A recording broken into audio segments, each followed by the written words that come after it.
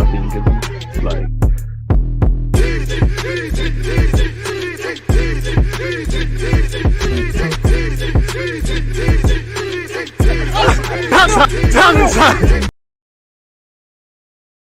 Are we live? Of course we're live. People, Deluded, I'm back again. Thank you very much for tuning back in each and every time. I hope everyone's doing well and safe. Good morning to those of you like myself over here in the United Kingdom. Good morning, good afternoon, good evening, and even in some cases, good night. I hope everyone's doing well and safe. I hope everyone's in good spirits, people. With it being Friday, hope you've all had an enjoyable week. If not enjoyable, one where you've moved that much closer to your goals, hopes, dreams, and aspirations, or overcoming whatever obstacles are in your way. On that, we can't do any of that unless we got health. So I'd love to wish you lot continued good health in all forms of the word, mental, physically, spiritually, all of that sort of stuff, and extend that to your loved ones. Please do me a favor. Make sure you're hitting the like button on your way in. On that note, obviously, it's watch along business tomorrow. I've got 2 watch alongs tomorrow. First is, I actually haven't set up the Spurs Man United one, but obviously Leicester City versus Arsenal. Again, this video at the end will take you to that landing page, but you can also check out the pinned message. Hit a like button, do what you can for the engagement, set your reminders and them things. I appreciate everyone that was on my Twitch stream earlier. Again, make sure you're subscribed to me on Twitch. I do a lot of my content and collabs and all of these things. So if you don't want to miss anything, make sure you've got reminders set across Twitch, across YouTube, and you're following me across all socials. If nothing more, please follow me on Twitter and Instagram. That's the ones. Deluded Gooner 04 on both. So yeah, we're going to preview Leicester versus Arsenal and offer my opinions. I'd love for you lot to listen, get your opinions going. ARTETA'S press conference, obviously, he's mentioned Saliba, and I don't know how to take the comments. And yeah, man, I don't know if there's any transfer news. VLAHOVIC has been there. Again, you know me, I'll do a Google search and see what transfer business there is. But I don't think there is too many surprises and things. Now, I'm not going to sit here and cap to you lot, people. I am probably a bit behind in terms of my my preparation. You can't see at this moment in time, but I've got my good old Google Doc sheet. Where should I put my timestamps? That's the other timestamps that are no longer relevant. Sorry, folks. Again, this is real life that we're living. So timestamps, what did we say we're speaking about? MIKEL Arteta press conference, Leicester, Arsenal. And we'll see where it takes us, but they're the first 2 ones, man. So yeah, again, like I said, please do not take it for granted, people. Most importantly for me, it's a pleasure to be here week in, week out, day in, day out, whether we're speaking about Arsenal, Football Manager, general football, whatever, to have the support network and just have, supporters of this thing. I appreciate all of you lot, because without you lot, we'd be nothing. We'd be nowhere. We wouldn't be growing and flirting with 42,000 subscribers. This time next year, we'll probably be on 50. And, we're just going to keep getting better and better and seeing where we can go with this thing, people. So again, I appreciate everything. One love to the members, moderators, subscribers, and them things. Hey, my guy, Really Ren in Ghana and that. Come on, I wish I was with you, my guy, in the Wakanda vibes. I can't really run the same banks we normally run in it, but I believe in what Akon said in it. I'll leave it at that. Big up the Ghanaians as well, man. Obviously, you have to bring, man. When I forget some jollof, and the Fanta he was putting up on Instagram was looking dirty. Obviously, people, please do me a favor. Go on Spotify, go on YouTube, go and update yourself on the rapper that is Really Ren, because he's bloody good, ain't he? So yeah, go and stream up his stuff, and obviously Bakes as well, his broski. So yeah, I soon jump in the studio and come out with some lit stuff. You soon see it, man. Come on, man. It is what it is. What are you lot saying in the comments, people? Get your comments in. I'm going to take you lot in for a second. It's just, I know, I just want to, we'll speak on it in it, but I just want to see, because I knew the comments were going to surface. We move, man. We move. Hit the like button. Hit the like button, car. You know what? The spam dislikers are out here. We move. Hit the like button and run up the engagement, people, man. DG in the studio. It's needed, bro. It's needed. It's only right. Ain't that what? I wouldn't say I'm an influencer, but ain't that the natural thing, man? Man's trying to do everything, bro. Listen, growing up in the ends, bro, man wanted to be a rapper or a footballer. Like, there's only them 2 things. And then, obviously, as you get older, if you're not a footballer, if you're not a rapper, there's certain other guys who got it. And, it's, if you know with it. So I think that's the natural progression. It makes sense, innit? Come on, bro. All man want to do is come out with one mad tune. It goes lit on TikTok. Next thing you know, I'm performing that wireless, and then I'm saying, "Fuck YouTube, bro, man's gone." So yeah, it is what it is. It is what it is, man. But yeah, man. Then tomorrow we can watch the man them turn over Leicester. Let's hope so, man. Let's hope so. We'll get into the Leicester in a sec. But one love to everybody, man. Man are asking me how I'm feeling. Tino, as I said, without you lot, this would be bullshit. No point being here. So I support you. I appreciate you lot support. So without that, I'm always in a good mood. You know, again, you lot are hearing your numbers. Bro, at the end of the day, I got my health in it. Like many people can't say they woke up today. Many people can't say they've got their physical health. So with all of that, you know, I'm sure like everyone, I've got goals, hopes, dreams, and aspirations. I feel a sense of frustration. You know, I feel a sense of wanting to be there, but keep in perspective, I'm good, my guy, man. Bit annoyed because obviously a couple bits and pieces of content that was supposed to happen. Well, that's at 5 p.m. now. Again, head over to Twitch at 5 p.m. as well, folks, because I'll be there with Mo Hader. But yeah, man, that's that one. Yeah, so yeah, that would be that. Need to upload Football Manager again. We had a stream yesterday where obviously I was streaming for about 3.5 hours. I thought, let me cut the clips up. I want to play the game again on a selfish thing, but I want to play it again. But it is what it is. Smash the like button, set your reminders for the watch along. Oh yeah, we getting a transfer news stream straight from the source in the future. DG and Fabrizio. Who knows? I will try, but you don't follow me. You don't do none of that. I mean, he follows me on Twitch. And one love to everyone that was on Twitch. If you don't know, he raided my stream, my Football Manager stream. One love to Fabrizio Romano, because the sad thing is, that is more than people I know I've ever done for man. Not that anyone needs to do anything for the guy. Let's push to 100 likes, as AM said. AM, I appreciate you locked in. I see. What video was I watching? I was watching one of them UK rap videos. I see your comments still. I think you're all like, fair play. First live stream in a minute. The hell is going on with the dislike spamming Toby? They can't stop us, bro. They can only delay. They can show hate. They can't stop us. We're going somewhere, you know. And like man said, whoever listen, if anyone, and again, if you genuine, as I say every day now, and I don't want to give them any more clouts, but I can't get away from it when you lot are mentioning it. You know, anyone that's disliking genuinely, like this ain't your cup of tea, that's life, innit? You have to deal with constructive criticism and not being liked and all these things. So if you genuinely dislike this thing because you disliked it, fair play. If you're doing it with malice and ill intentions, then I second what man has said, you know, suck your mother through a straw, suck your grandma, suck everyone in your backside, family, your dad as well. About to say something that could have got man cancelled, but yeah, man, all them thing there. So yeah, away from all of that, we move, man. We move. DG ain't got a 16 in the 12. I really told them. They don't know. They don't know because they don't see on Snap. They don't see. They don't see. Hey, come, do you know how much? Hey, you get me? There's a mixtape, all of that stuff. Come on, man. Hey, you got mad. Oh, I do this for the guy. Anyone can rap. Nah, not anyone can rap. They're not me, innit? Everyone can rap, but not anyone can rap. You get me? Come on, man. Get me? See, man, with Bigger D and Unknown and all them ones there, bro. One of these rappers needs to make me put my name in one of these bars and get it going. Like, shout out to Tion Wayne for that Deluded song. Hey, studio sessions pending. Trust me, they don't know, man. They don't know. Dislikes bring you more money, DG, win-win situation. Not too sure on that, but fuck her, man. Like I said, mothers to suck. Everyone make sure you subscribe. 42K around the corner. We're flirting with it, and I can't lie. I don't know what it is, but it's like we've hit a glass wall, like we're not moving. It's like the channel's moving like that now. It's like we was chuggling along. It's like there's some roadblocks. I don't know what's happening. Like in a while, this has probably been been I don't know the word, man. I don't even know how you'd say it, but yeah, just been in some traffic lights, some temporary road lights or something, man. Morning, Manny. I hope you're doing well and safe. After reload, this man said I ain't got a 16. Like I ain't been rapping my whole damn life. Bare verbal, but you guys mad, bro. Man ain't trying to hit. You get me? Like, see land, man. See land. I need beats still. Producer, send the beats. You get me? When it lands, don't bread. Get me? When you see man in them, what's that thing? That fumes the engineer and all them things. Hey, I can't wait, man. Hit the light. But I digress, man. I'm going off topic. I'm doing a mazza. So yeah, man, it is what it is, man. What you said? Did you decide on a segment for individual player reviews? Oh shit, we was talking about that yesterday. Yeah, man. In relation to a name and all of that, I don't know, but it is something that could start, man. I don't know a name. I'd need you lot's help. But if we were to scrutinize individual performances, we can do something like that, man. You know.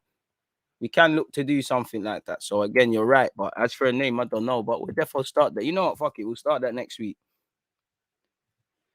But how do I, individual player debate / reviews? Who should we start with? I don't know. I'll leave it down to us. I'll leave it down to you lot to start that one, man. DG come with the Arsenal bars. That might be the thing. I can't lie. Would you take Koeman? Nah, Koeman needs to stay at yard, bro. It's almost November. Go do your Christmas shopping. I'm sure as a football manager, you're up and down and up. Your grandkids or whatever, they ain't seen you too many times. So go and chill, have a good bit of curry goat and turkey and chicken and mac and cheese and the rest of it in Holland. Chill off, bro. But where Arsenal's concerned, nah. It's a bit of a myth there, man. It's a myth. I have a feeling we might lose on Saturday because they have James Maddison, Daka, and Vardy. For me, I'll be positive now. I go for a 1-1 draw. And do you know what? The wickedest thing is, a draw the worst result. Is a draw the worst result? Do not get it twisted. I want to win. In fact, we might as well just kick this off with previewing Arsenal Leicester now, people. Keep getting your opinions and all those sort of things coming in. But a draw is not the worst result. First things first, a draw is not the worst result against Leicester. Now, Leicester might not be flying as high as they was last year. I know there's injuries and things, but we've got to remember, G1's basically said what I was going to say first thing. Maddison's going to be pumped up for this one. He was linked with Arsenal. He's spoken on finding his confidence again. He got his first goal in a while. Footballers are weird. Some footballers might not score for time. They score back-to-back or they score twice a game. Jamie Vardy's a villain. Simple as that. Jamie Vardy's a villain. It's the Jamie Vardy derby. Jamie Vardy loves to just silence us, mash us up, do all these things. So it's a game for my back five. Again, you passed the test against Harry Kane. You passed the test against Burnley. We've conceded cheap goals all around this season. Again, you passed the test against Ollie Watkins and Ings. Credit where due. But at the same time, we switched off for that goal we conceded against Villa, for them goals we conceded against Crystal Palace, for that goal we conceded against Spurs. We've been, we've had them little brain farts. We haven't played well for the whole 90. And I think against a team like Leicester, this is the one team you can't afford to switch off, because Leicester, they got villains in the team. Kelechi's on this, Vardy's on this, Daka's found form. They got street smart individuals at the back. They got Telemans and all these guys picking up form. Villa never lie down. You look at the United game. At one point, United, a couple of times in that game, it looked like United had them, and then Leicester came on some villain thing. Leicester came on a villain thing. Leicester were moving like Tyson Fury. When he got knocked down and he just gets back up straight away, looks like he's dead. He's back up. That's what they're on. So you cannot afford to have these brain farts. And you need to, again, when you look at someone like Jamie Vardy, he can hold the ball up and play with his back to goal, but that's not him. He's a last shoulder sort of man. So again, and I know Ben White might not even play, but for these Ben Whites, for these Gabriels, for Tomiyasu, for Ramsdale, man have to stand up to be counted, because I do think there's been times we've been, it's not that we haven't got what we deserved, but I do think there's been a couple of times we probably should have held the L, or we should have probably dropped points, and we've got away with it. And as you lot know, for me, I want to end October on a positive. For one, let's end October strong going into what is a difficult November historically and literally. And for others, the games aren't getting any easier. I won't say Leicester's in form and they're doing amazing and they're flying high, but this season for me, our two best results are probably against Spurs and Villa. Now, we can't be held accountable for if these teams turn up, but these teams, and one thing I've liked about Arsenal is teams that have been in bad form this season, we've just done our job really and truly. We've just did what we've needed to do. Villa had 2 L's before playing us. We made sure it was free. Spurs, it weren't the game that catapults them and makes them go back onto what they're doing. We was able to have something to say in that regard. And that's how I feel a bit about Leicester. We need to remember where Arsenal are. We need to remember I think we're going to go on cycles and go in a circle. There's going to be games where it all happens for us to a degree, like in the games I've just said. There's going to be games like against Brighton, like against Palace, like against Brentford, where we're cherry picking at potential moments. Could we have done better and things? And with that being said, I'm only saying that because, again, Arsenal fans need to stop thinking it's all a winning thing. Reality is, we're unbeaten. We've got a difficult run. Things seem to be all right at this moment in time. Probably overdoing it a lot, but seems to be all right. Let's carry on. Against Leicester, you need to earn the right to play. Brendan Rodgers, fantastic manager. Why do you think he's always getting linked with Arsenal? He's been linked with United. A draw isn't the worst of results, but it isn't the best. And for me, last season was one of our best performances, excluding the initial early mistake from Granit Xhaka. That was one of our best performances against Leicester. You know, we know Leicester have the ability to mix it up. They can play 3 at the back, 4 at the back, go with a 2 up front, chop and change. You know, they've got a fantastic gaffer who's able for that. And for me, with MIKEL ARTETA, let's go back to the home game against Arsenal and Leicester. He had, you know, he was winning the first war, 45 minutes. I don't think Brendan Rodgers had an answer. He changed things in that second half, Leicester. You could see first 5-10 minutes, things were happening, and Arteta didn't react. Lo and behold, Jamie Vardy, Mustafi's putting his hand up for offside. Jamie Vardy putting it in the back of the net. You know how the script goes, people. So these are the sort of things we need to be wary of. And again, the games are not getting any easier. Like Matt has said, big test for the back line. They've got to stand up to be counted. You know, especially it happens. Like how against Brighton, Tomiyasu was probably struggling a bit.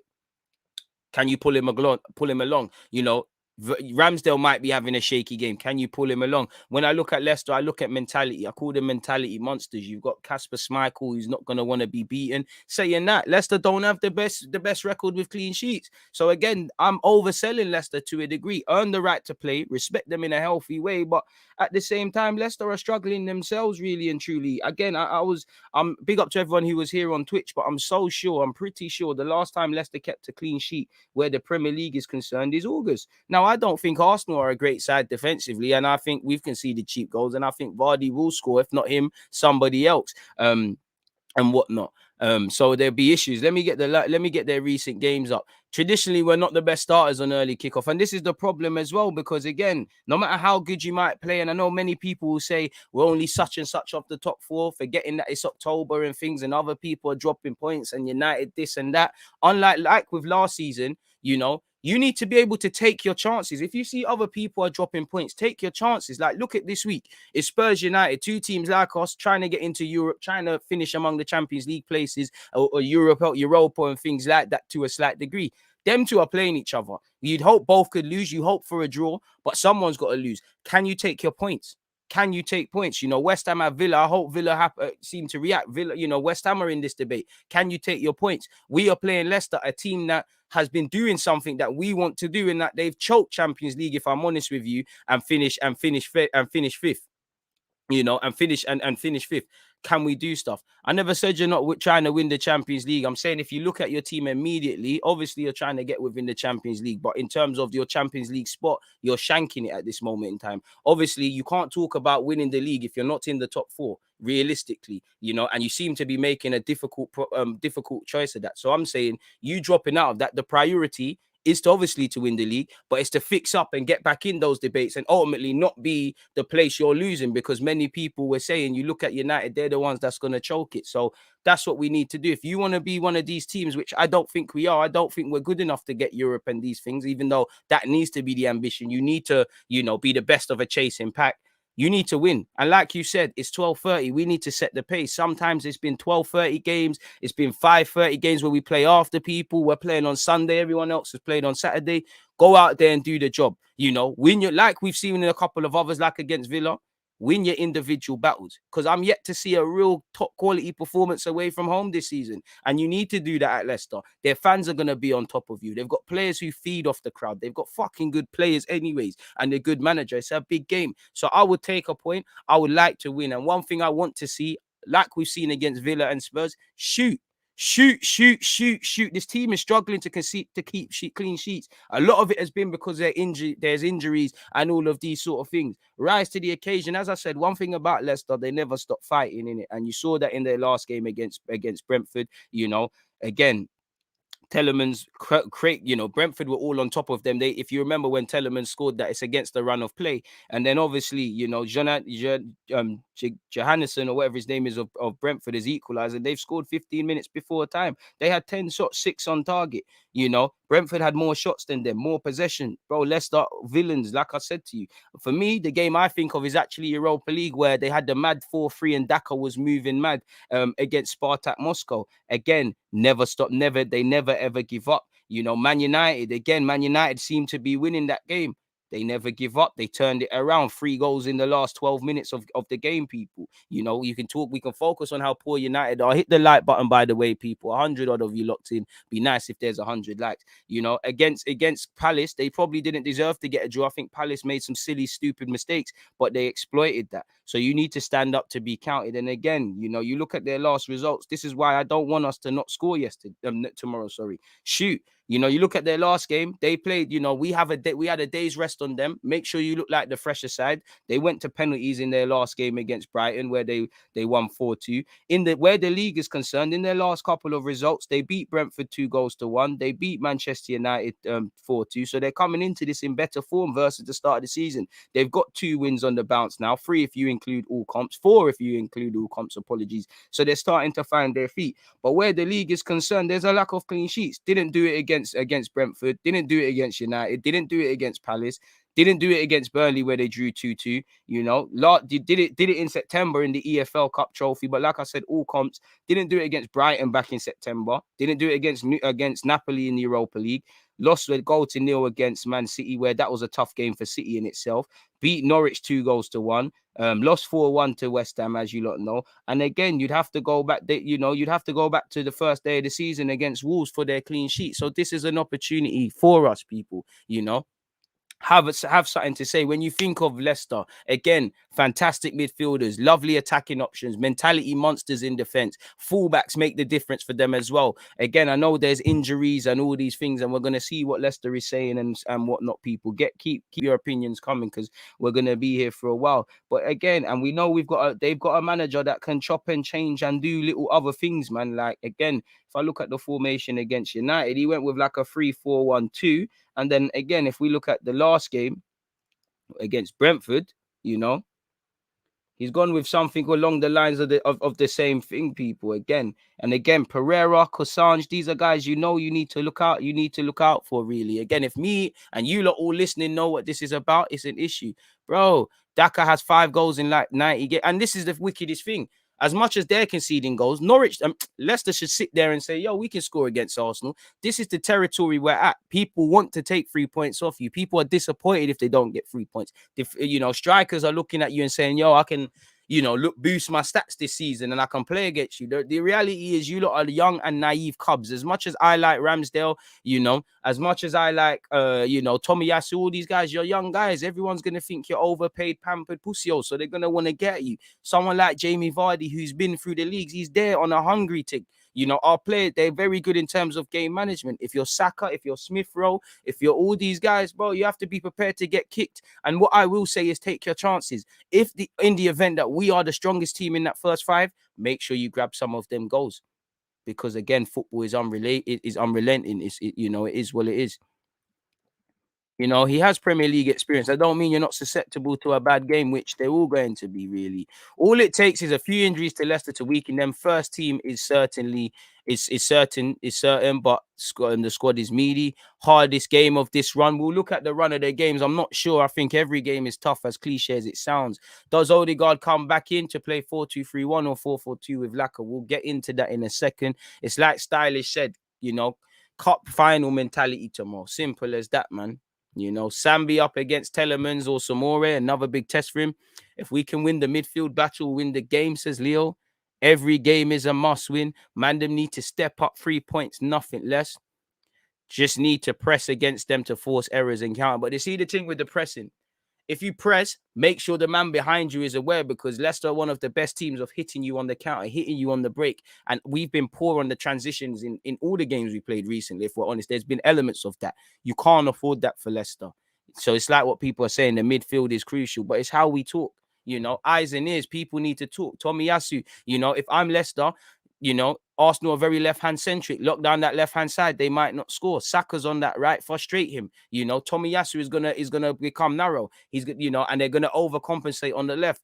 If Tomiyasu wants to defend, can we stick it on him? And that's one thing with Tomiyasu. You sit back, you're gonna invite that fullback and that left-hand side man to want to get forward. So we need to do a lot. Midfielders need to help out in the wide areas as well. Midfield is going to be crucial. And the thing is, we've got fitness issues. There's been a bug, you know. certain players haven't trained. You know, we're going to need people to stand up to be counted, really and truly. And we might see even a makeshift defense. Holding might come in. I don't know where Ben White's concerned. Marie might come in. In fact, I don't think he's going with Marie and Gabriel, but you get the point. You know, it is what it is. It's a big test for everyone. Like A and F has said, I hope the lads are awake. You know, 12:30 up in Leicester, them man might catch us cold. Exactly. You know, we've had a day's rest on them. I'm sure we're traveling up there. Make sure you're there, really. DG, we're gunners, never scared. Tell them to bring it on. I mean, it's not a Mighty Ducks movie, my bro. You know, we have to advocate the threats, but at the same time, we need to hold ourselves accountable and apply ourselves and be fearless in a degree. You're right, but the Mighty Ducks thing ain't gonna get us nowhere, bro.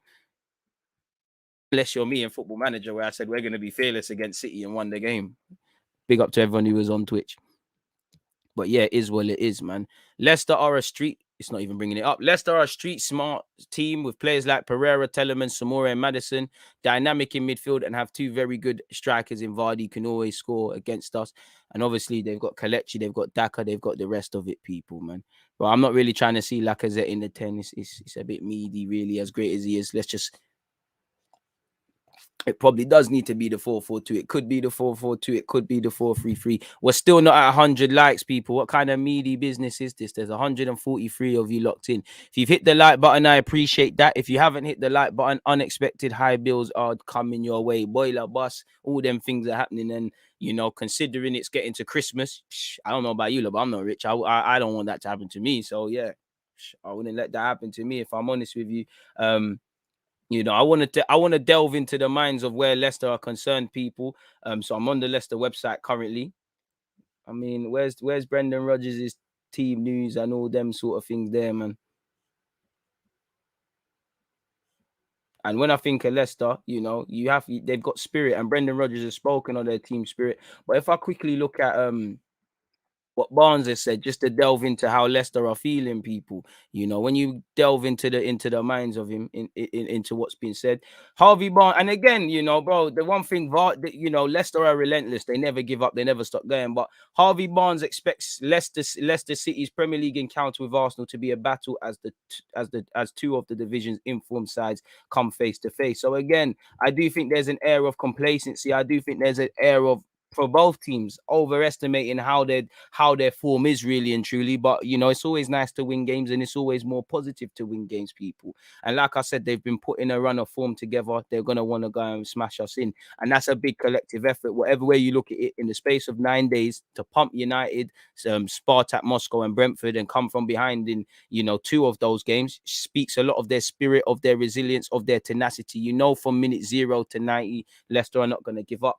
Harvey Barnes has said, we've said it previously this week, that confidence is going to be massive for us. That's something James Maddison echoed. And that momentum of winning against Brighton, we've got 4 wins on the bounce now. We'll be going into that game full of confidence. For us, it's another chance to get 3 points and get high up the table. We know it's going to be a tough game. They're on a good run of form. And for us, we had a tough start, but we've really come together as a team and hit a good run of form ourselves. So it's going to be a battle, but the stadium will be bouncing. And for us, 3 points will be the main focus. It's exactly that, people. And again, there isn't much where the league's concerned. This is why I tell you, look, we can't draw too many conclusions in general. You know, you look at 4th to 14th, there isn't much, and then you look at 14th to 20th, really there isn't much in it, really. It just looks like the top 3. There's a top 3, then there's a middle part, and then there's a hell of teams that could be involved in things.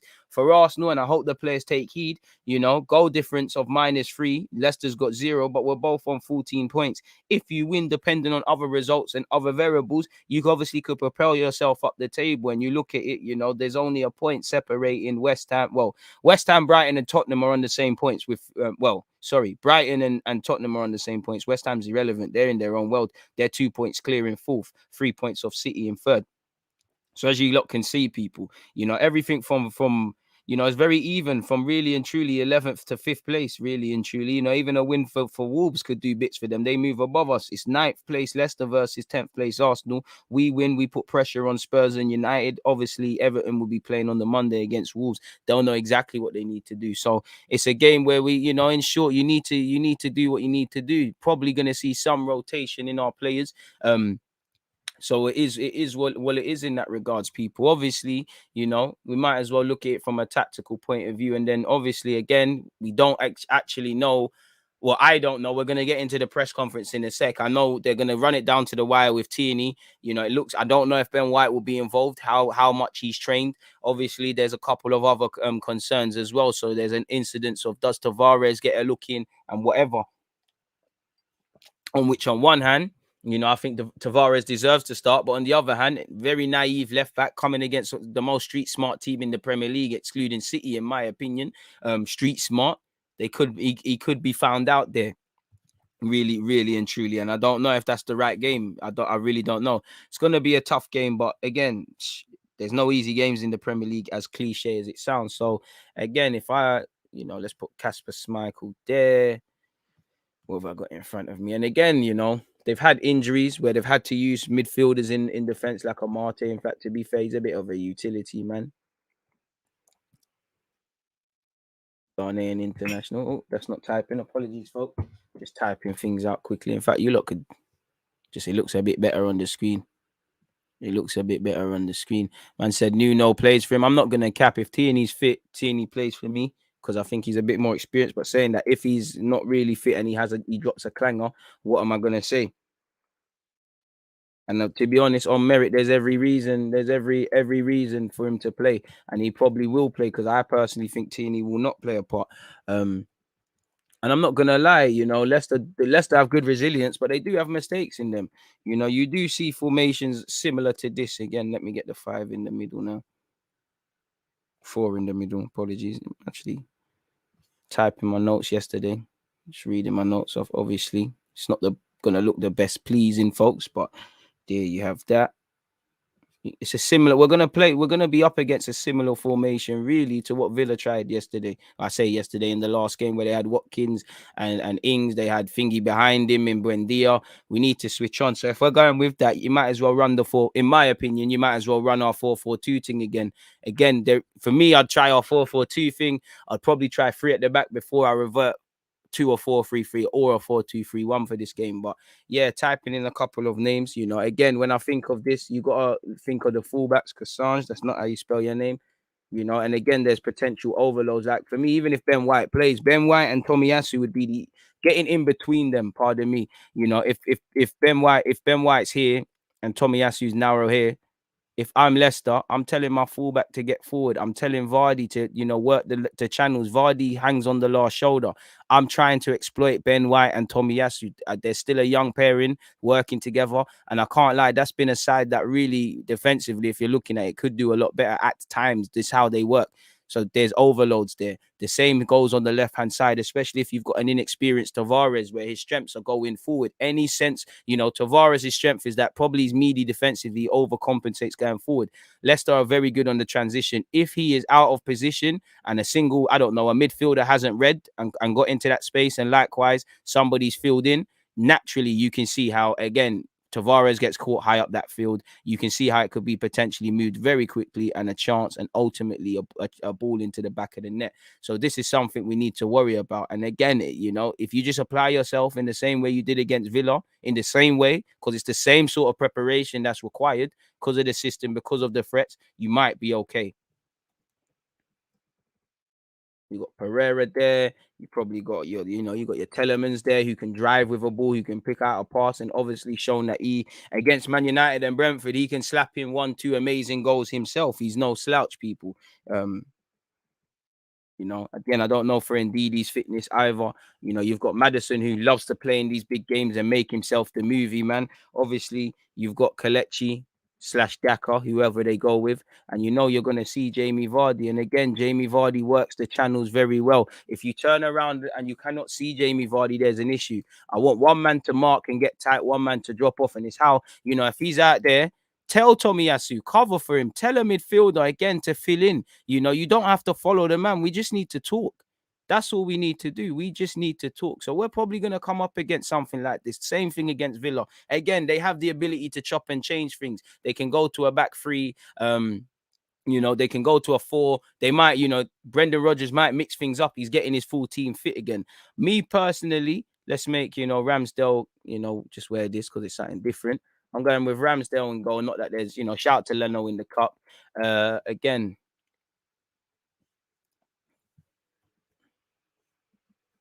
Aubameyang can't be dropped for me. I think I'm going with the same thing. I'm going with the exact same thing. I would go that played against Villa. Really, I'm going with Lacazette through the middle. I do think you need an Eddie Nketiah or a Balogun and slash Martinelli on the bench. I do think it'll be a game where one of the two strikers won't play full 90 because I just need them to press. Again, with a back three, yeah, they're going to have Evans. So Yunchu is prone to mistakes. If you press them, press well. Don't half press. Because again, a press is only relevant until they beat the press. If they beat the press and there's the transition, what are our midfielders doing? This is a game where people can't do the bare minimum. Like Aubameyang, you might be a striker and he's been doing it in the last few games. Can you just cover in if the ball's gone into play? Can you just do a bit more and make a foul there?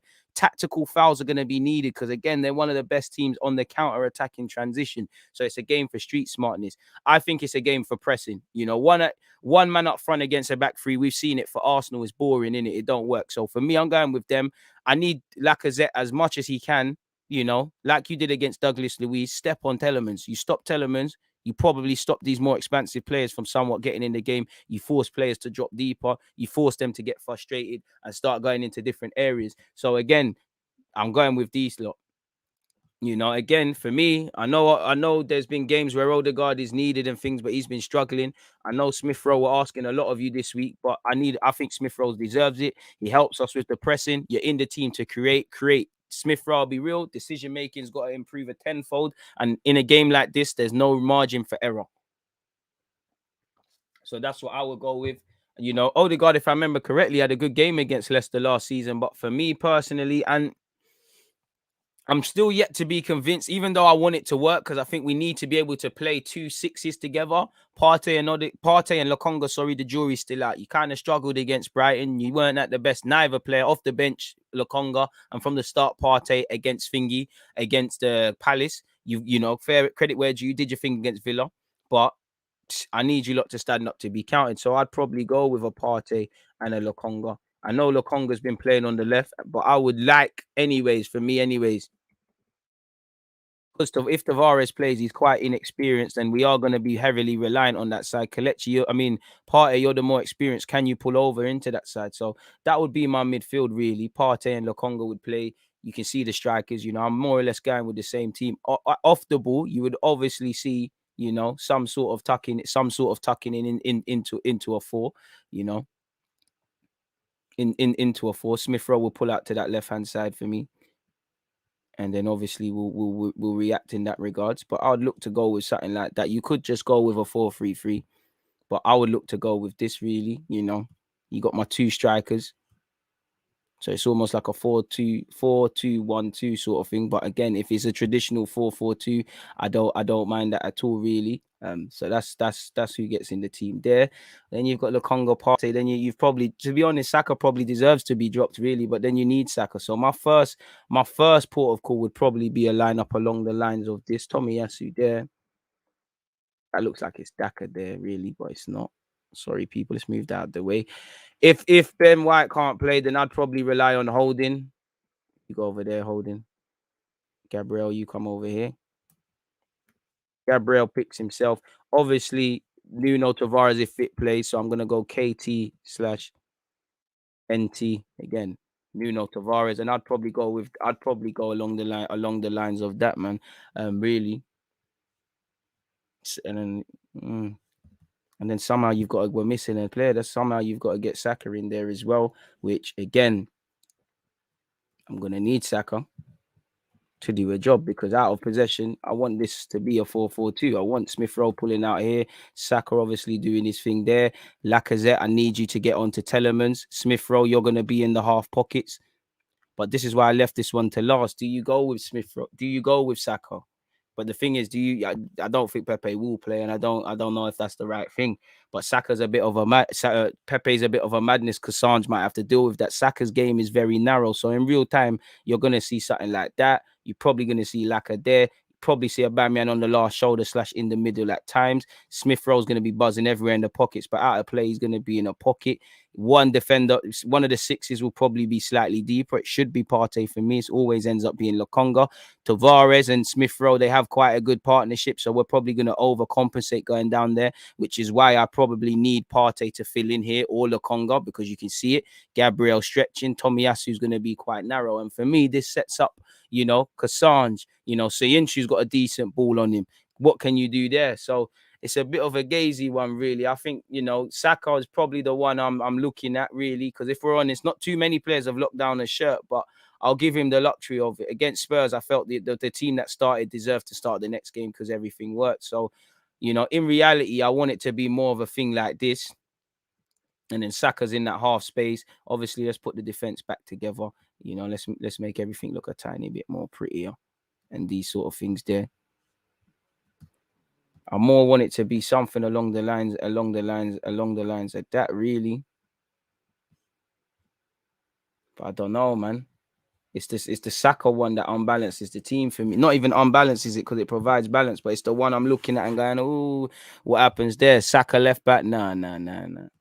And it's like low profile said, that's the main one. Saka do you know what it is? It's defensive security because he's going to help going backwards. Saying that, Saka needs to improve a lot defensively. You look at the Chelsea game, him and Kieran Tierney. You look at the goal we conceded against Spurs. But I do think, to be fair, unpopular opinion, I think Pepe is better defensively than Saka. Unpopular opinion based on what I'm seeing. But Saka does help out. He is quite disciplined. And just for me, when you've got Saka, Kassange as a fullback, you have to respect him, man. You can go forward as much as you want, but any fullback, when you go forward, you have to time those runs. Maybe if Samore says, I'll cover you, go, but you need to think because if you get caught in a foot race, there's an issue there. They're going to make tactical fouls. They're going to frustrate us. And for me, I need Smith Rowe to pull out here because, again, when my man goes forward, and for Kassange, when my man goes forward, you lot are the first port of calls. I need my centre mids to be aware of that as well. But I also need Smith Rowe to be aware and get narrow. And be narrow. But that's where Lacazette comes in, and Lacazette drops deep. So that's one reason I start Lacazette. I kind of play with the big dogs, really, if I'm honest with you. So that's the sort of lineup I'm kind of looking at, folks, man. But yeah, away from that, I want to see what MIKEL Arteta has had to say about this game. So yeah, hit the like button if you haven't hit such already. I'll get into his comments in a sec. 118 likes, 177 of you locked in. I appreciate that, but let's keep improving that. Saka needs to go out for a couple of games, give him a rest. Tomiyasu 10-10 performance incoming, will win 2-0. Saka Laka to score clean sheet. It's going to be a perfect weekend. I hope so, man.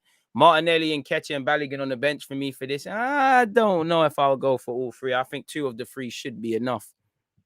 Start Laka, Martinelli, Pepe, Smith Rowe front 3. I think it's naive to expect Martinelli and Pepe to start. Didn't pull up any trees in their last appearance. Saka picks himself. He's had a few meaty games, but he's too important. And that's the thing. I agree with you, and Saka picks himself. But at the same time, really, I know the Spurs and Villa games have kind of tipped things on his head, but there's been times Smith Rowe could have been dropped, Saka could have been dropped, Aubameyang could have been dropped, all these things. I don't think Odegaard, I wouldn't start Odegaard in this game, but Manny said, I don't think Odegaard should play in this game unless we are winning and need someone to come on and help you keep possession. I think Smith Rowe and Odegaard are going to start. I do think so with that being said. I don't think Odegaard should, but I think Arteta is going to revert back to type, really. Pardon me. Playing Laka through the middle, Oba on the left, Saka on the right. If we're going to press them, we need to do it as a unit. We have to be aware of the threats and be switched on. I think El Neni needs to come on if we're winning in the second half, definitely, because we all drop off. And again, it's about game management. Do you think Maddison and Telemann's long shots may be a job for Leno? No. If you did a back 3, would you consider Tavares as a left wing back? Yeah, because it allows us to overcompensate and go forward a bit more. And if I was going with a back, the only problem is there's no Ben White. So what 3 defenders do you go with? Maurice had a bit of a bug. You could go with Callum Chambers and Holding. Callum Chambers, Holding, Marie. It doesn't really convince me. Holding, Tierney and Gabriel is probably a bit unbalanced. You'd probably have to put Gabriel in the middle, Holding on the right, Tierney as the left-sided centre half, and obviously him and Tavares. There's going to probably be a problem in that regards, man.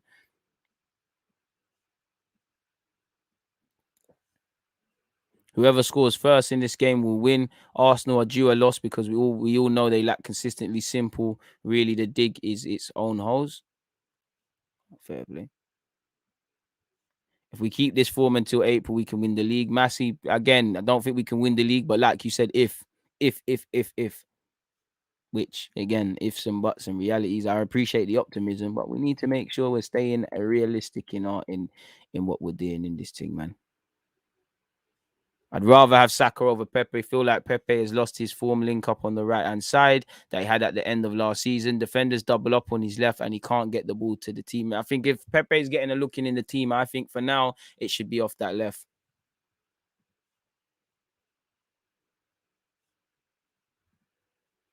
And Saka shouldn't have to carry us, man. Other players need to step up. Bro, will we be happy if Arsenal don't sign any players in the winter window, as AFCON must probably going to get cancelled as recent some reports? I don't know if it's going to get cancelled, but if people do go off to play in the AFCON, make sure you have centre mids, man. Once we play some attacking football, I'm confident Arsenal can win this game. DG easy 3-1. I don't think where Leicester concerned you can ever utter the words easy, but I appreciate the optimism, people. I really do. Hit the like button if you haven't already. Let's see what the press conference has to say, people, regarding MIKEL Arteta and all these things. So 43-39. MIKEL Arteta press conference, where I know he's probably spoken on Saliba and all these sort of things. I don't think he's convinced with Saliba. I think he changes his opinion all the time. 1 minute he's going to have a look in, then he's saying things like it depends on the other players and things like that. And what he's saying isn't wrong, but if I was a 28 million acquisition from France, if, you know, all these people keep talking about me in France and say they can't understand why, and Arteta said that, there's an issue. I think when you look at a couple of players that have been out on loan under Arteta, I would say the couple's an exaggeration. When you look at the talk around Smith Rowe, it sounded a lot more bullish and whatnot, really. So yeah, let me look at this guy's press conference, people. Let's look at this guy's press conference, and I think Ben White's been a good acquisition.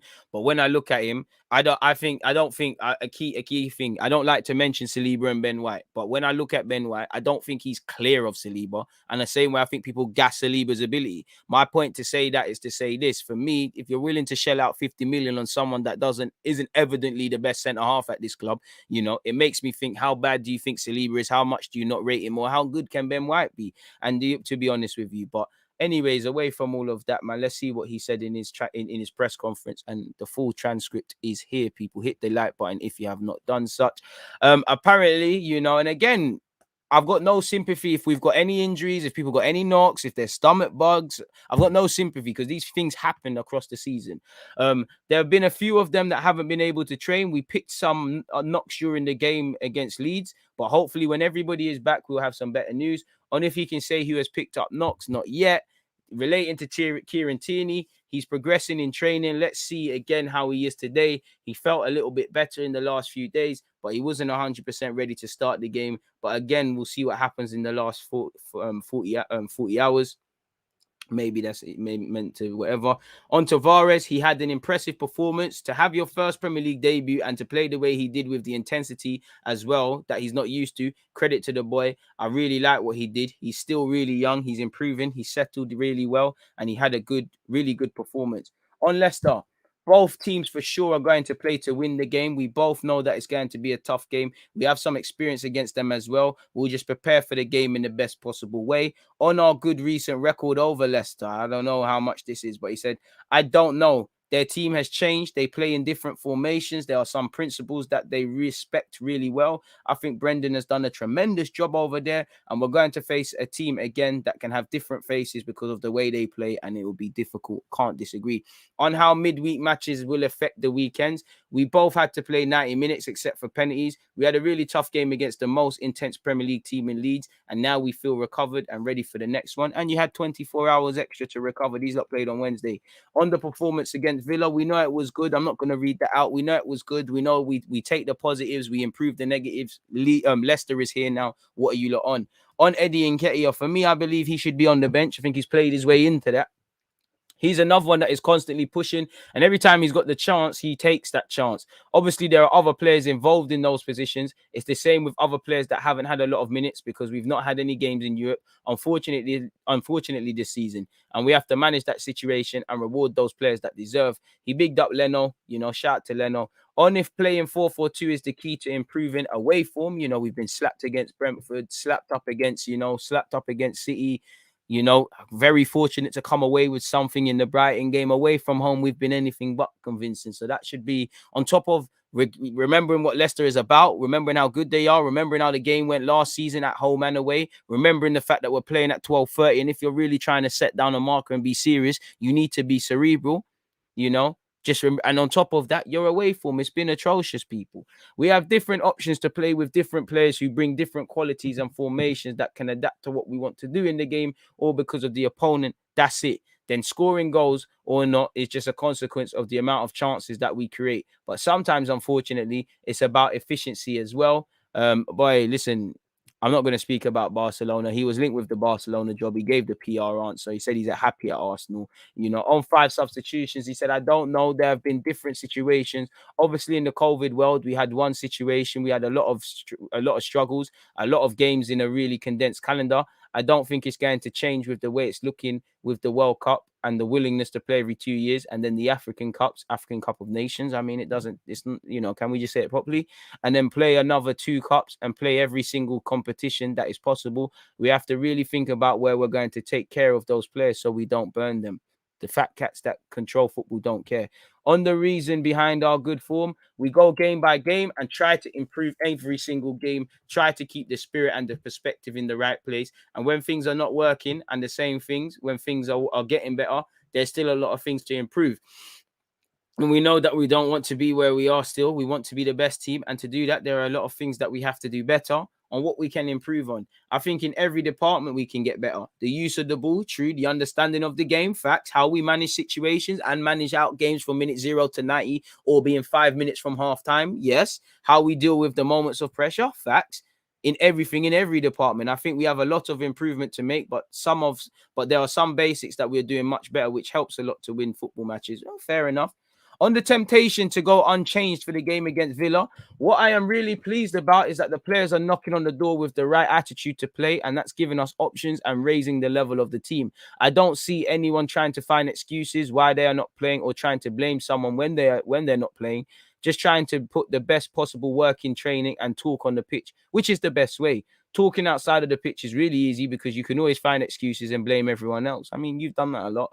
And when you have the opportunity now in the moment to talk and show that you can do it, and I really like in many examples what the players have done and what they've been in those positions. I mean, he's talking about Nuno and Oli. We all know both. There's pressure on both managerials. It's got nothing to do with it. There's a sickness going around the club, and to speak about that, Arteta said, yes, it was a bit of sickness and just tummy aches and things like that. Hopefully today everyone will be okay. Sounds like food poisoning. On if Ben White is affected. He hasn't trained today. So again, we have to wait for today to see how he's feeling and make the decision then. As long as you don't play Pablo Mari, despite the fact of somebody said he had a good game against Leicester last time, I'm not on it. On Aubameyang, we've had various conversations, and obviously where you have a season where as a team we haven't fulfilled our expectations and individually we haven't, we have to find the right reasons why. I mean, a lot of it can be found at your feet, Arteta.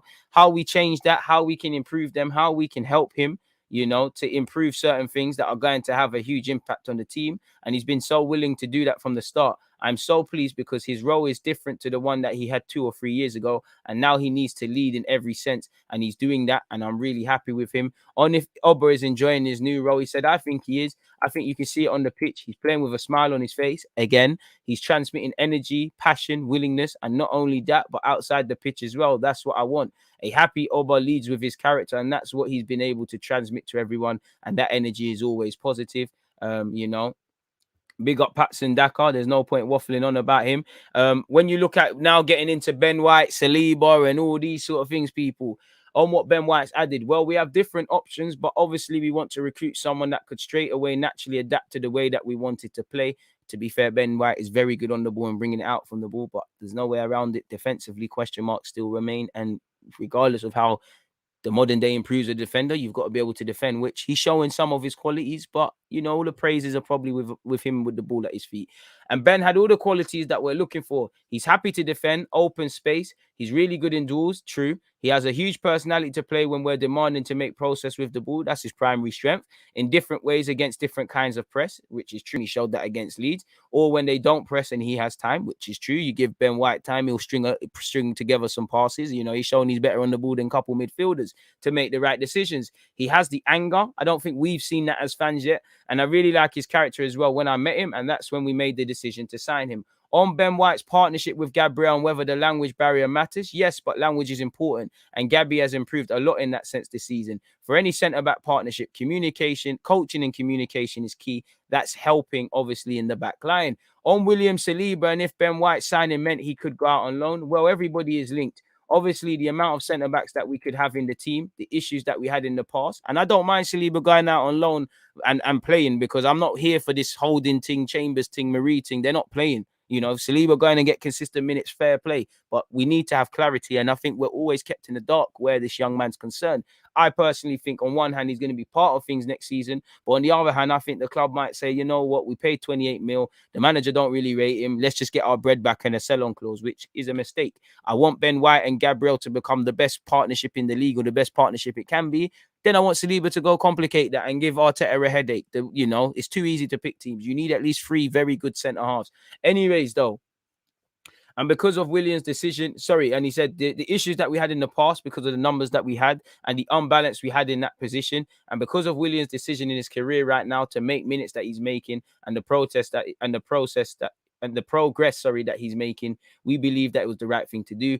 On his performance against PSG, and if he's spoken to him, he said, yes, we've been as a club always in touch. And again, that's not the manager being in touch. That's Ben Nape or Edu, where again, it gives you a sense of importance. But for me, you know, you said you kept in contact with Smith Rowe. For me, if I'm a manager and a player is going to be part of my planning, I'm not going to say Ben Napier and Edu talking to him means it's not that it means something. But I would, if I'm Arteta, I'm making sure I have calls with him, making sure that he's whatever. So this, and obviously he's got a lot to deal with, but he said yes as a club. They went to see the game as well. Edu and Ben were there to watch him and to keep a close eye on him and the progress that he's making. Obviously, he's our player, and with all the loan players that we have. So fair play, we're keeping tabs. On if Saliba would have been in the squad against Leeds if he was here. At the moment, he's there and he played a different game that week, and this is it. He continues to do what he needs to do, which is to play a lot of games and play them well. On Saliba's future with the club, that's a decision that we'll make in the summer. Obviously, he's our player, and naturally that would happen. We have to sit down and decide what the next best step is, boy. I mean, I don't really care for Ben White's comments about him not watching football and all these things. I don't really care for what Arteta is saying, people, in that regard. I'm just going to skip to this part, which makes the most sense.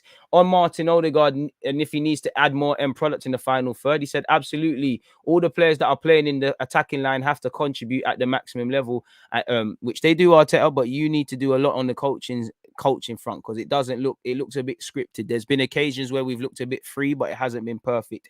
All the players that are playing in the attacking line have to contribute at the maximum level that is required to achieve the numbers that you need to be the best team in the league. If you don't, then it's just maths. You won't get there. And then scrolling a bit down and looking at team news, people, just to contextualize things, people. He said, he's progressing in training. Let's see again how he is today. He felt a little bit better in the last few days, but he wasn't 100% ready to start the game against Leeds. But again, we'll see what happens in the next 48 hours, people. So let's hope it's a positive 48 hours where that is concerned, folks. Is there anything else? No, there isn't, people. So that's that. Where the press conference is concerned, that's that, people. Really, I mean, he said a lot of stuff, a lot of, it sounds good, but I've heard you say a lot of this tosh, before. When you look at our, Arsenal, we'll review October in a bit, but again, you look at the fact that Arsenal, we currently 6 points from third place, and we're also 6 points from 16th. As I said, from first to third, first to fourth, and I would say from fourth to 14th, and then 14th to 20th, there's not much in the table. Even Norwich mathematically can get out their situation, people. So you could say we're underperforming, we're overperforming. I think we're in the middle ground. It's the good, bad, and the ugly, as I keep saying. The reality is we've got our next couple fixtures, our next 6 Premier League games are from hell. It's time to stand up to be counted, people. Our away games are difficult. Leicester away, we don't know how that's going to happen. I'm jumping ahead a bit, but you've got to go to Leicester away, you've got to go to Anfield away, you've got to go to Man United, Old Trafford away, you've got to go to Goodison Park. It's naive to think of those 4 games that I've said, 6 if you include Newcastle and Watford, probably naive to think we're going to take maximum points in that regards. It probably is, but these boys need to have a run of, need to have what's the word, like something in mind in what they want to get, because everything seems a bit too rosy at Arsenal, where I'm not saying we should be negative, I'm not saying we're positive, we should be in middle ground. Don't think we've achieved anything. Being unbeaten and stuff, there's a platform. We've got 1-2 good positives, but there is obviously the backlog of injuries are starting to happen. November is not a good month. The fixture list is tough. The games are coming thick and fast. So there's no time for complacency. Again, if I was looking at the points tally, boy, I don't know, man. I find it very difficult. I'd say out of that, you need to be, and Watford are a bookie team. They beat Everton, but you need to be taking 6 points between Newcastle and Watford in particular because they're at home. So I'd say 6 points there, I would say you need to get 9 points. So you need to beat Everton. I would say that, Watford, Newcastle, and Everton is where I need 3 points, 9 points in general. I'd walk away. Listen, Liverpool's a write-off. Hope for the best, but it's a write-off. United, Old Trafford, we don't travel there well. You need to try and come away with 3 points to a point. It is what it is. Leicester, you need to come away with a point minimum. Try and grab a point. So I'd say in the night, let me try and say what a win against Watford, 3-6 against Newcastle, a draw against Leicester, that's 7, 10 against Everton. And then, I don't know what happens with the United or the Liverpool games, but even that, I don't see us. It could be difficult. I can't. This is the thing. The boys need to have how much points they want up for grabs. Being unbeaten, a lot of these things, it don't mean much. It doesn't mean much in isolation. You've got to earn the right to play. And I do think at times there's a lot of negatives with Arsenal, but the positives, they are building blocks. But I think people run too quickly to hide behind them. We're the 3rd best team for clean sheets. Yeah, but what's the errors to goal saying? Where we finished this amount of points from top 4, which is true, and highlights, the amount of times we struggle to break down low blocks and the rest of it. But how far was we from the bottom? From another thing, people like to force narratives and not look at things in balance. And I think the jury is still out for Arsenal. Clearly, we're in a positive situation or in a positive scenario, way more so than we was a few months ago. But we've not achieved nothing. We've not done anything. So let's take the positives. Let's get rid of any airs of complacency and let's apply ourselves in the best possible way, man. Because our next six games are peak.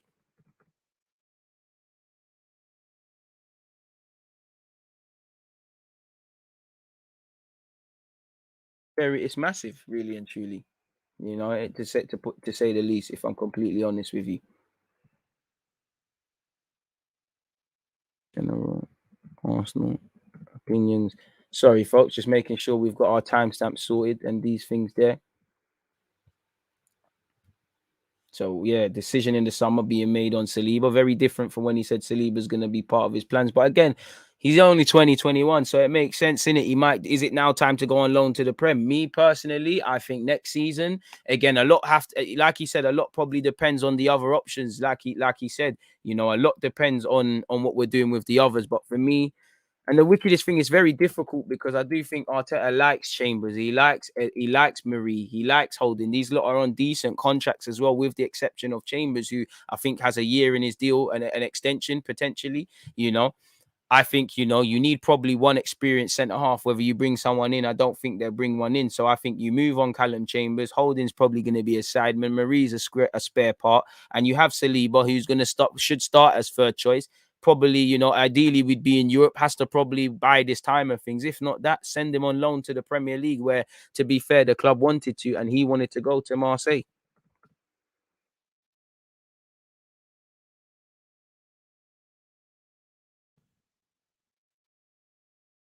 So it's one of them ones. And like I said, I advocate him going out on loan, because if he's not going to play, I didn't want the first half of last season to repeat itself where Saliba's concerned. I don't think he's necessarily got the trust for some weird reason of Arteta. But things can change really and truly. But I think with Saliba, he needs a couple of centre halves to go. As I said, I want Gabriel and Ben White to blossom and grow and become a fantastic partnership. I want to be able to say it's the best partnership we've got at this club, and which it is, and in the league. But at the same time, I want Saliba to complicate that, because Because again, if injuries happen, if we need to go with a back three, you know, again, I want Ben White and Saliba to work well. I want Gabriel and Saliba to work well. I want Ben White and Gabriel to continue. Again, someone has to miss out, even though I don't really rate Holding. Go and complicate things because it's a squad game and we need at least 3 certified centre halves, which I believe that will be the case. And, you know, just the other week we were sitting here speaking about people have said, you know, assured Saliba he will return, but we'll have to see, man. You know, Arteta is very vague and very evasive when it comes to that individual, if I'm honest with you. Very evasive.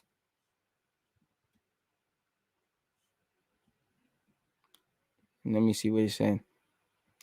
Like he said there's room for Saliba, White, and Gabriel, but you know he went on to add it depends on the other players, and I think he likes them, so he ain't gonna rub them out willingly. And a half of them, unlike Saliba, a lot of them are probably not cool to sit on the bench, but they're probably more accepting of being squad players. Where obviously when you look at someone like Saliba, the man needs game time, innit? Really, you know, minutes are currency, especially as a young defender. You want them to learn harsh lessons. Doesn't seem like there's anything in that regards. Obviously, Arsenal's under 23s will be playing Leeds at Ellen Road. So if you're around that sort of way, I think tickets are still available, people. You might as well try a thing. You know, Vlahovic has been linked with Arsenal again, people. Apparently Arsenal are trying to move in January, and I don't know if that's true. I don't know if the article guys have seen 2 and 2 and gotten 1 million. But yeah, we all know he's making no willingness to sign a new deal and these things, people. But apparently, you know, they've refused to rule out selling him as he's running down his deal and stuff like that. As you know, the 21-year-old last season got 21 goals in 40 games. He's moving mad, people, really, really and truly. He's got 5 goals in 10 this season. So he's picked up where he's left off. It ends in 2023. I don't think they're going to, I think realistically they'll sell him in the summer. But if offers happen, it is what it is. He said, there are many games remaining before January. We are very attentive on the market and for all positions, not just attack. Vlahovic is a part of our team. He took a decision and we are preparing for the future, not just in terms of singles, but also in terms of the group. As you lot know, we was linked with him, people. The article's got 2 and 2 and got 1 million as stated, people. Again, apparently we are preparing. It says it here. And Florentina, for what it's worth, have had a mixed success. I mean, could you give them Torreira, who's, you know, got a start and did very well, and say, you know what, that permanent fee we quoted to you lot, slap that off the price tag and pay the difference? I don't know. Liverpool are said to be potential suitors. He was identified by Man City, and apparently Man City have a meeting scheduled with the agents of or advisors of Haaland in Jan. So make of that what you will, people.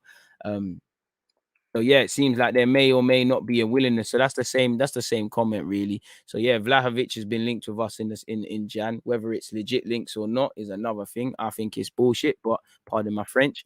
But it is what it is. Please hit the like button if you haven't hit it already. Make sure you've set your reminders for the, you know, watch along tomorrow. Again, I'll drop the link back in this thing for you. 146 likes. Very appreciative of such. Can we keep running that up, people? Like I said, appreciative of such. I wonder why Arteta doesn't like Torreira. To be fair, Torreira didn't settle here, innit? We ain't got time for that. Do you think Zachariah will be a good player for Arsenal? He's a good player, but again, it doesn't solve our creativity in the middle of the park. You got 3 similar players in Partey, Lokonga, and Zachariah. How would you feel if we've got Kessié? The same logic as I've just said, but I would love Kessié, man. This team looks a lot better than last November. Yeah, it does. Hopefully, we're saying that come the end of November. And for me, all that matters is where we are come January. The start, January the 1st, where are we, man? I would love Osimhen to come to the club, but Bayern Munich are onto him now. We are making tiny progress, man. There's no way around it. The thing with Arsenal, we make 2 steps forward and then 10 steps back and then 20 forward and things like that. Best saying I've heard in football is never get too low and never get too high. As you said, DG, we need to be middle in terms of hopes and morals. But we're not. Fans are just up and down, and United will be easy. I don't think it will, man. I think you have to rate everyone. English Premium made Ben White a £50 million player, to be fair. I mean, it is, but it's tiresome, man. What's your predictions for the game, DG? I'm going to go with a dirty 2-1 Arsenal. I'm going to say Aubameyang goal. No, Saka's not been among the goals. I'm gonna say a Saka goal. I think Vardy's gonna take the lead for Leicester. Again, it might even that's with my heart. I think we're dropping points, honestly. I wanna be wrong though. Stop hating on my team. Positive vibes only. Arsenal all the way. I don't think you're talking about me. Having a different opinion don't mean we're hating or anyone's hating, but fair play. We don't do the positive gobbledygoo. Best ability is availability. Seems like the shit ones are always fit, but fair play. Do you think Ainsley Maitland-Niles will get a chance in midfield around the African Cup of Nations? Well, unless we bring someone in, you're going to have to explore that possibility. Without a doubt. Torreira probably still at Disneyland on all the rides. Bro, Torreira, you don't want to be here. Great player. Love the guy, but soft youth, man. Keep it moving. With exception of what's happened in his life. I'm talking about purely adaptation to life in England away from personal tragedy. It's just not banged. Really quite sad, really, because Torreira was a quality player, but I'm not gonna lie, man. If you're not Lionel Messi and these sort of guys, there's no point. There's no point waffling about him. He's gone in it. Simple as that. The man's left. Keep it moving. Seen better players leave. One of them ones. Teeny's also been bigging up Aaron Ramsdale, people. For what it's worth. So yeah, man, hit the like button, get your opinions in, your comments in. One love to everyone that was taking me in on Twitch and them things there. It's always appreciative each and every time. Do not think I underestimate that.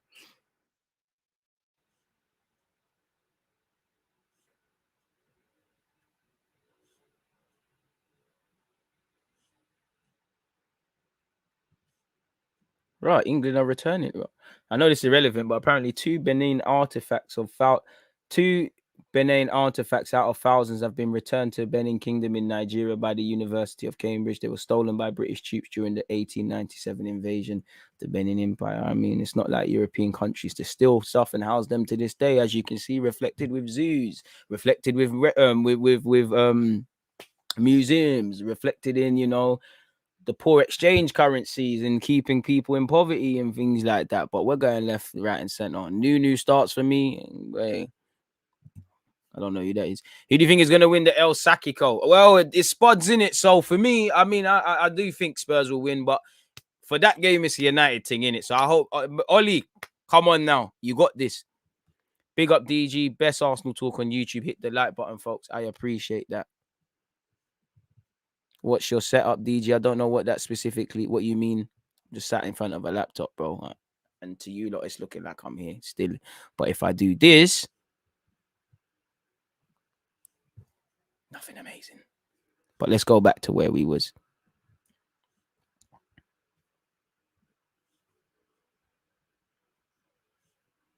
Do you think Patson, Daka and Vardy, if played together, a back three can help for better man marking and avoiding a spin-off? Naturally, yeah. You got more bodies there. Facts. What else have we got? Teams used to look at us as vulnerable. Now people wonder if we'll turn up and hurt the errors to give away goals. A starting 11 we're okay with. Next, I say, is good patterns of playing, controlling game. Now, I think we are slightly jumping the gun, but I see where you're going. I think we got a long way to go before that, man. Big up footy chat. Shout out to the members, moderators, and subscribers and them sort of things, man. Why go on loan to the Prem? Every other team has at least 3 trustworthy centre backs. I mean, if he's not going to go on, he's doing well at Marseille, but why wouldn't I want to see him in England? And to be fair with you, if Saliba's meant to be this good guy and whatnot, it doesn't matter what other teams got. I'm sure if he is that good, there'll be people that want to upgrade. Not too sure on the logic there, MM, but yeah, man. We need to eat humble pie. What humble pie is there? You got to speak for yourself there. What humble pie is there? Somebody says Arteta loves the word transmitting.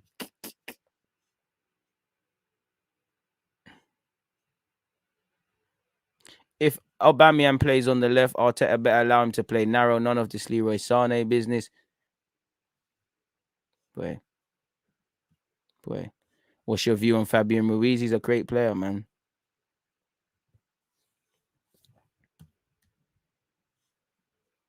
Bro, Vlahovic is a bad boy signing. I like him a lot. He can score goals. He can, he can run in behind. He can drop deep and all these things. Well, obviously, the more you see about him, the more it confirms. He's like he's in his early 20s. There's resale value there. Obviously, don't know if you can do it in the Prem and all of these sort of things. But from what I see, and ain't got no mad educated opinion, I like the look of the lad, man.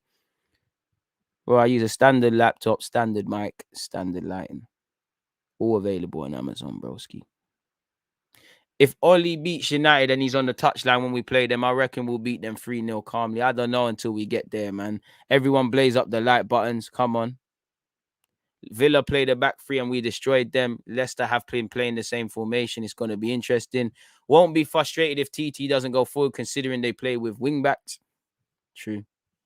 But attack is a form of defense. And anyone that's played football, when a fullback just defends, you just want to take them on more and more and more there. So that's something to potentially consider. 159 likes, 160 likes. People keep running it up, people. I appreciate you lot. Man said we'll have Conte by then. I hope so for your sake. Do you know, I don't mind because I swear down, has Ollie beat us? I could be wrong, but if Ollie's still there and he doesn't beat us, well, not that there's been a lot, but he's the first Man United manager that I haven't seen beat Arsenal. And to be fair, you've had a lot of managers in my lifetime now. What? I keep just thinking Sir Alex Ferguson left yesterday, but what? Sir Alex Ferguson, Moyes, Van Gaal, Jose, Ollie. There's going to be a next man. Hopefully it's Michael Carrick. So that's, 6 blood club manager already. Mad thing. I would not mind Darwin Núñez either. Still think there's a lot. I think he's, for me anyways, and I'm not watching both on a religious thing. I think he's slightly more behind in his development than Vlahovic, but I like him. I like how he's nothing like Cavani, but he's got that Cavani thing about him in that Cavani's a madman, chases lost causes, never stops running and things. I think he's got that about him. Giggsy. Nah, man, I can't. After the scumbag thing Giggsy was on, you man, I think that one day he's got to allow it, fam. If I'm honest with you.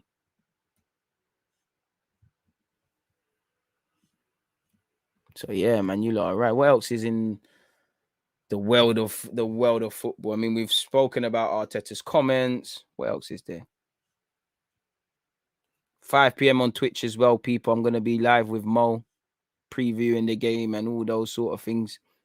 So make sure you're following me on Twitch. Check out the pinned message. One love to everyone who was on, on my Twitch earlier, DG podcast and them things there. It's quite good. Just trying to see if I've missed anything else out.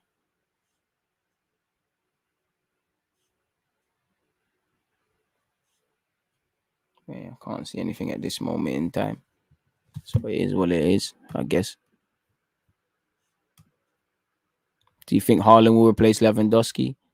Oh, yeah, shit. Giggs as well. So that's what? Giggs. I mean, asterisks on Giggs. But Giggs, Moyes, Van Gaal, Jose, Ollie. Defo just missed one out, bro. Wait. Giggs, Van Gaal, Jose, Ollie, Moyes.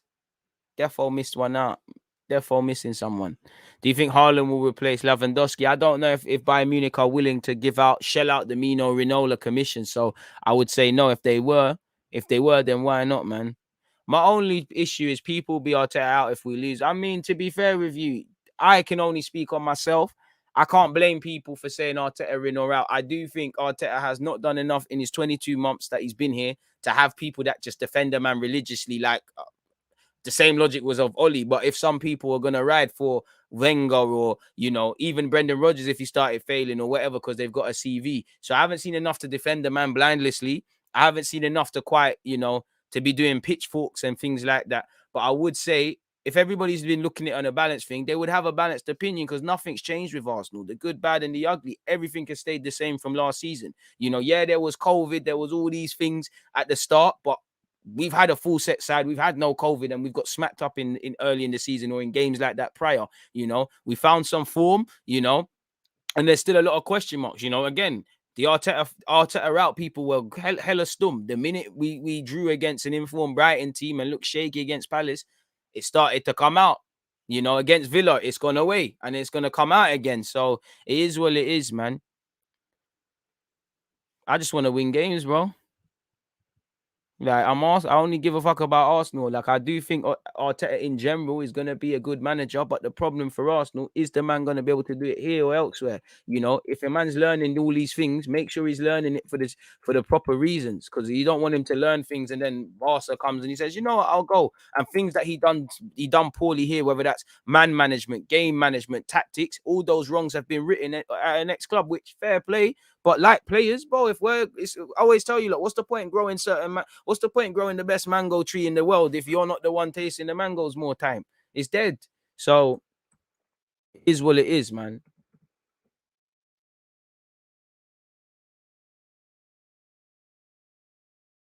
And again, all that matters for me is January, but I don't care about nothing else. I don't care about. Listen, I like the way the young squad they're gelling. Arteta's clearly made us a bit better defensively. We're still failing in terms of shooting. We're still struggling for real consistency. In over 90 minutes in the course of a season, we're not looking like any closer like we're fighting for Europe. And again, this ain't me trying to attack man or whatever. This is just me looking at it on the balance of things. There's a lot of good things Arteta has done, but for every 5 good things, there's 5 bad, then there's 10 bad and 10 good. It's one of them ones there, really. And that's why it's for me, anyways.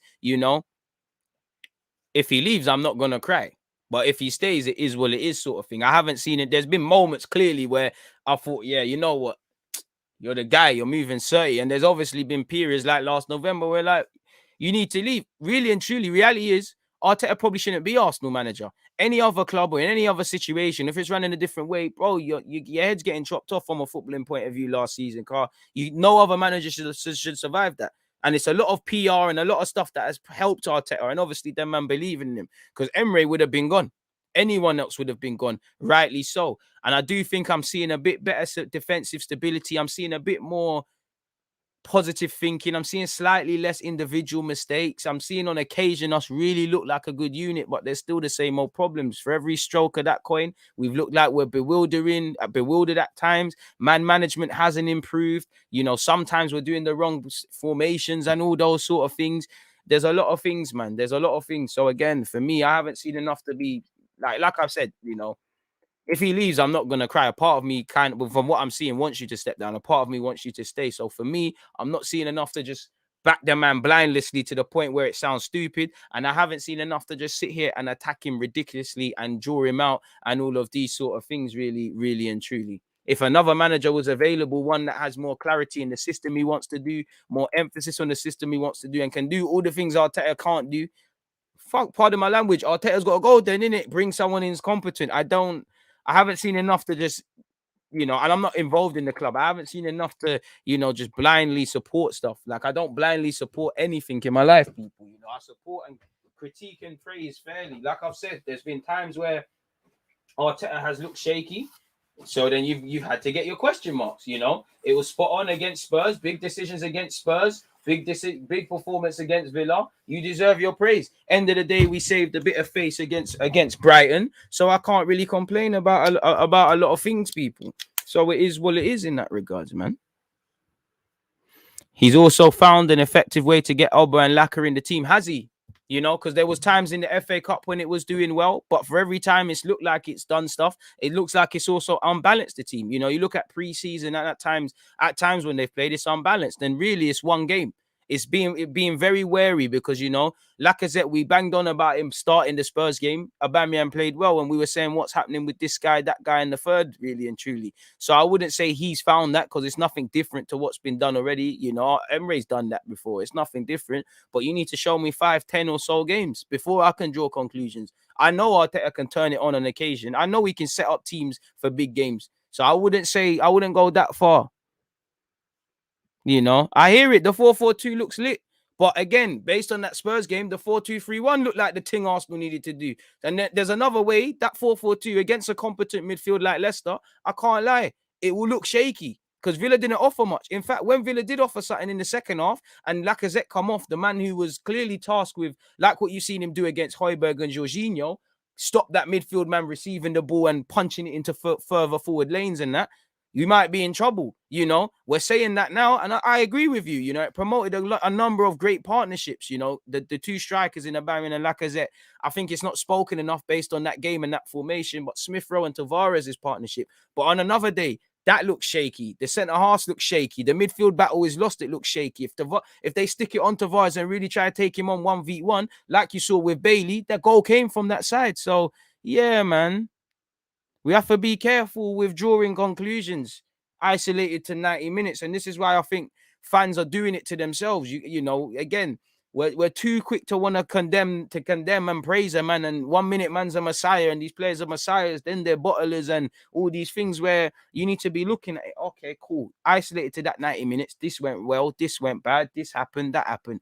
The first five games, what's that saying? First 10, what's it saying? Okay, we're at the January period. We're in December, January now. We've had a long time now. There's been ups and downs like everyone. Where are we at? You know, what we looking at when January's done? You know, because, bro, you're not going to get the best out of Aubameyang and Lacazette until you can create real chances and them things there, man. After show me that you can do these things for 5 or 10 games and we can talk, because I don't like I don't like praising any team for being tenacious, for being aggressive, for pressing, for working hard, for all of these things. We shouldn't, bro, you don't praise City and Liverpool for that, do you? That's the minimum. You know, I always say it with myself. I appreciate every one of you who supports my YouTube channel and all these things, people. One love. But one thing you don't always praise me for is working hard and consistency. And again, I respect it. I appreciate it. But should I be praised for that? Or is that the minimum if you want to build something? If you want to, you know, and do these things, that's the minimum. I shouldn't be praised for working hard and being consistent. You got to be here, innit?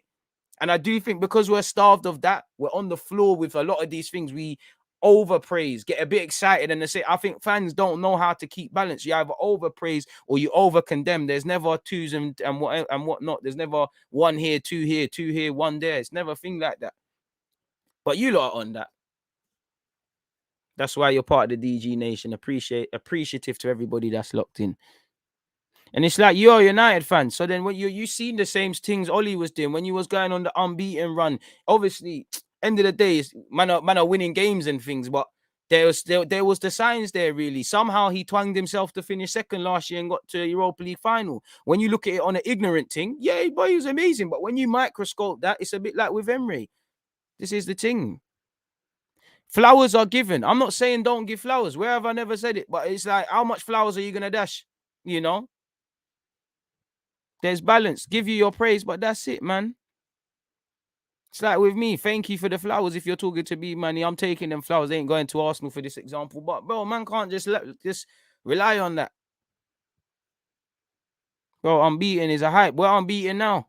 And if anyone says they're 100% convinced in anything, it's a myth. It's the current world we live in, DG, where everything has gone soft. Yeah, I hear you, man. You could, you know, I'm seeing school kids run races and you finish 8th and 10th, everyone's getting a medal. Rather than teaching you that you win and lose in life, you learn a lot from victory as well as defeat. Man, you are just getting a thing, and then you're raising youths to think they're entitled, to think the world owes them something, where the world don't owe you shit. Yeah, I think I'd keep 4-4-2 against Leicester. Without Xhaka, 4-2-3-1 doesn't work. Bro, do you know what? When it works like it did against Villa, you kind of have to go with the same thing. And obviously, if it don't work, we'll sit there, but everything worked. DG, remember when our fans turned on Gabriel after a couple bad games after he got caught? Bro, I'll never forgive the Arsenal fans that said with their chest, Pablo Mari is better than Gabriel. I'll never forgive you. Who do you want to keep as the goalie? Mr. Aaron Ramsdale. The man said, how much flowers are you going to dash? Another classic one-liner. Bro, the bars on the floor, bro. Man, at Arsenal, you play 2 games and you play well. Man, start gassing things. And I'm not saying don't. I do it as well. And I don't think Tomiyasu is of this ilk, but man, start gassing it. Man, start gassing Tavares. Man, start gassing Marie. And I rate Tavares, but you're going to see the hard way. You're going to learn the hard way with that one, just like with Marie. Man, start putting man at levels they're not. Do you think managers with a better CV with titles will be given time by the media if there are mixed results compared to emerging managers? Well, probably, because, you know, if you've walked the walk, you can sit there and say, listen, I know what it is. If you ain't walked the walk, then really, what are you getting time for? So naturally in life, probably, broski. Bro, Tavares is cold, man. Like, I like him going forward and whatever, but defensively, I know that Donny is going to learn some tough lessons. That's all I'm saying. Man said, what's your realistic Arsenal 11 to start next season? Transfers you've heard about and want? Bro, I can't lie, bro. We're in October. I'll be real with you. I don't know what August is saying, but if you can bring me them hours, them Gimares, Vlahovic and Isak. I don't think Karim Adeyemi is realistic because he looks like he's going to Germany, but on the basis of they want 20 million, can you go and do that?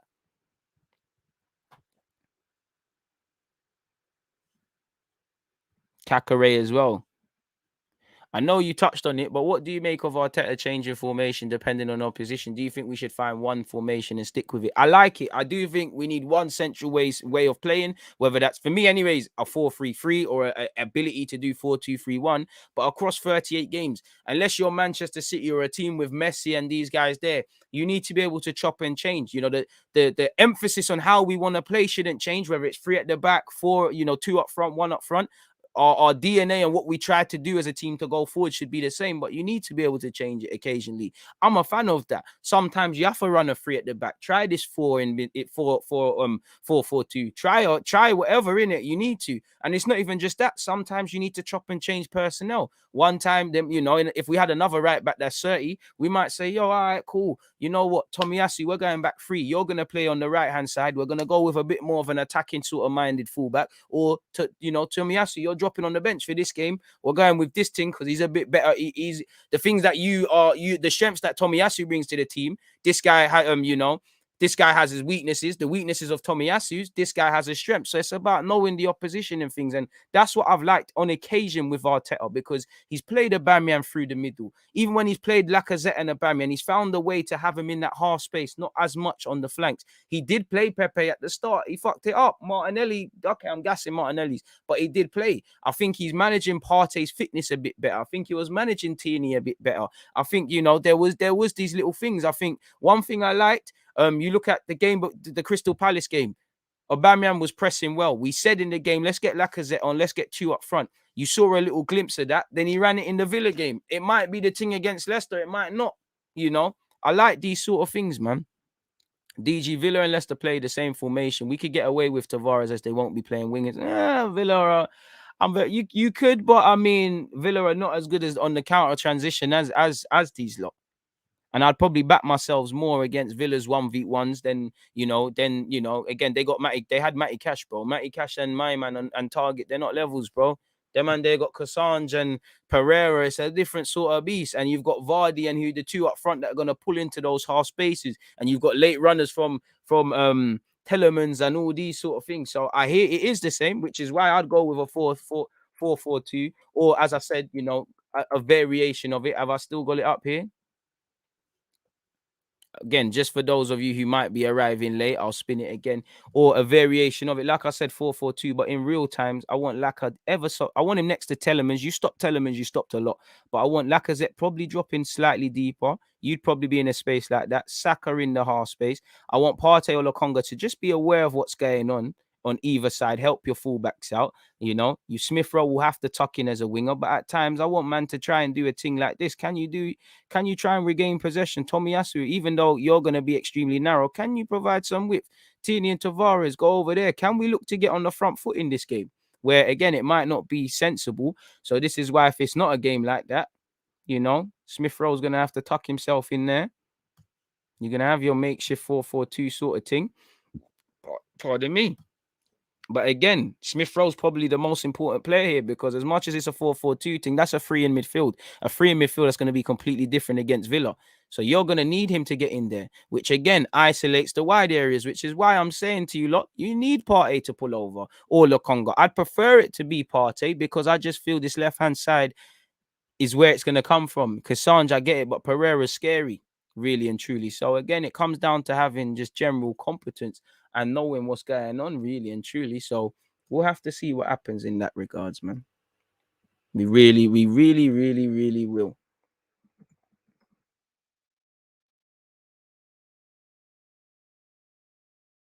Cool opinions. Good time. Good way of adding a timestamp into this, though, man. That's why a 4-4, it is outdated, but half of these formations, they're never the same, bro. It's not exactly a 4-4-2. They're changing, and for me, I think people be wary of drawing conclusions. I'm not saying it don't work, but you look at Aston Villa, they offered fuck all in that first half. Suddenly, if you're not going to ask questions of our fullbacks, if your midfield is completely anonymous, if our pressing has you out the game, we're gonna look good. Now, say you know, you got to always judge a formation on if you're on the back foot. If we're on the back foot against teams, what are we gonna have? And I think, you know, if we went with a 4-4-2 against Brighton, which would have been wrong, what would the sentiment be? There's never gonna be a formation that is foolproof, in my opinion.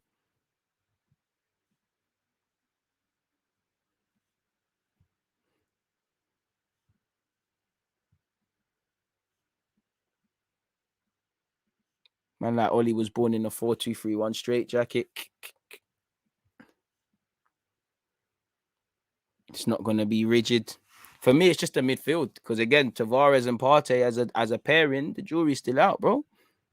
What players could you compare Laka's level to? I don't know, man. He's not a quality player. He's a quality player, but he's not the higher echelon. So I don't really know. If you're not, you know, if you're not Mo Salah's level, I can't. If you're Salah, I turn around and say best players in the Prem. You know, you're talking to Kevin De Bruyne and these sort of guys. Lacazette, I don't know.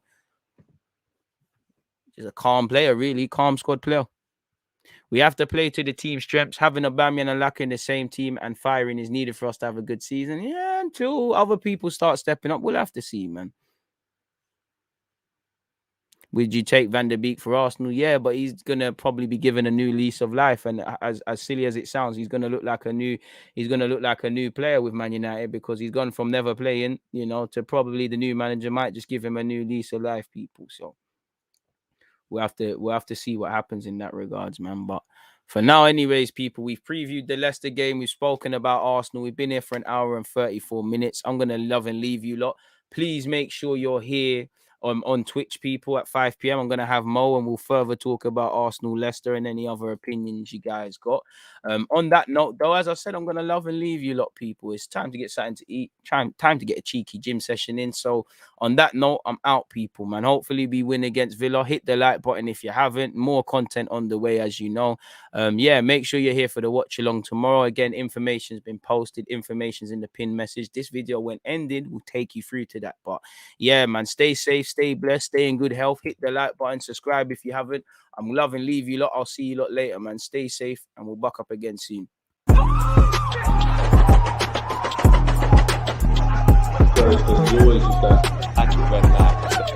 think it's like